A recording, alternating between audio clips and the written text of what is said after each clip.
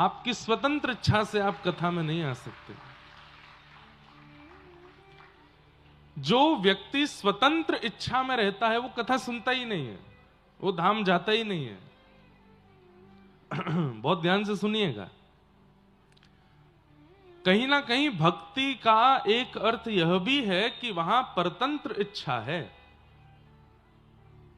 आप केवल क्रिया करते हैं भगवत कार्यों की, बाकी उस क्रिया को पूर्णतः पूर्ण कराना ये ठाकुर जी की इच्छा होती है। अब कटनी में लाखों लोग रहते हैं, हजारों की तादाद में लोग कथा सुनने के लिए आ रहे हैं। क्या केवल इतने ही भक्त हैं पूरे कटनी में? ना, इससे ज्यादा होंगे। पर कई लोग इसलिए नहीं आ रहे होंगे कि आलस्य है। टीवी पे आ तो रही है कथा, फोन में सुन तो रहे हैं हम, और विश्वास मानिए ज्यादातर लोग दूर दूर से आ रहे होंगे। इस मोहल्ले वाले लोग कम होंगे कथा में। मैं सोच रहा हूं बगल में तो चली रही है, यही देख लो। बहुत ध्यान से सुनिएगा। क्या संपूर्ण कटनी शहर में इतने ही भक्त हैं?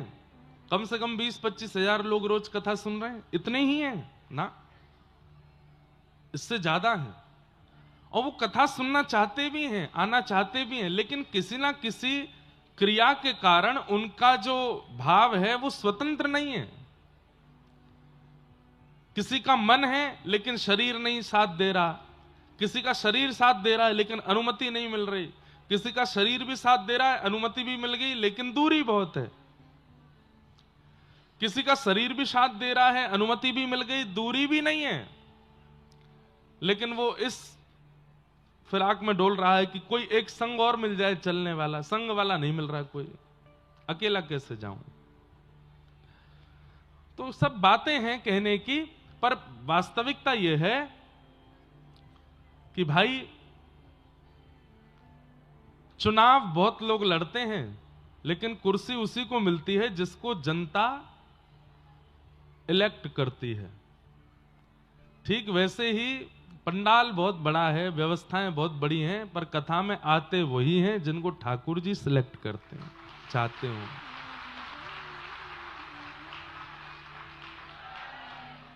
और जिस व्यक्ति को आना होता है ना कथा में, वो रात्रि से नहीं, 1-1 महीना पहले से, 2-2 महीना पहले से ही विचार कर लेता है